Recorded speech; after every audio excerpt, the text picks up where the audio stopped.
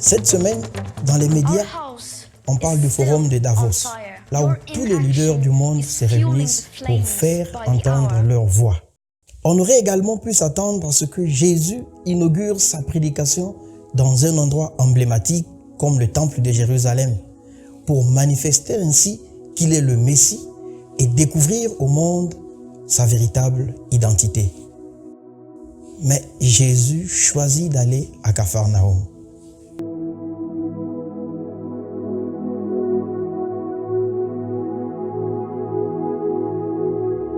La liturgie de ce troisième dimanche ordinaire nous conduit à découvrir comment en la personne de Jésus s'accomplit la promesse du salut de l'humanité.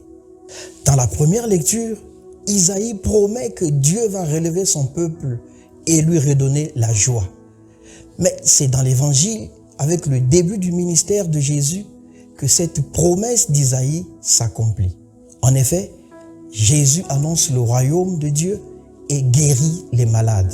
Nous pouvons y relever trois traits. Premièrement, la région de Galilée.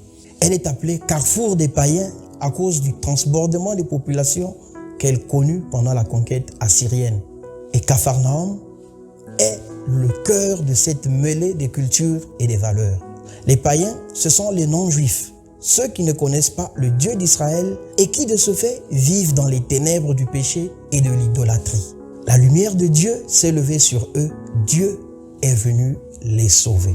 Galilée est donc le lieu où l'évangile se propose à toutes les cultures, où tous les hommes sont invités à devenir enfants du royaume de Dieu. Deuxièmement, le message de Jésus. Convertissez-vous car le royaume des cieux est proche. La conversion est la première condition pour entrer dans le royaume de Dieu. Il s'agit d'un retournement spirituel qui prend toute la personne et l'amène à changer son regard sur les réalités de la foi et en conséquence, changer sa vie. Se convertir, c'est revenir à Dieu, se détourner du mal et commencer à regarder sa propre vie avec les yeux de Dieu. Troisièmement, l'appel des disciples. Venez derrière moi et je vous ferai pécheurs d'hommes. Jésus a besoin de collaborateurs qui, comme lui, vont devenir pécheurs d'hommes pour extirper les hommes du péché afin qu'ils accèdent à la lumière du salut. Chez Paul, dans la deuxième lecture, cette vocation de disciple comporte une exigence, celle de la communion.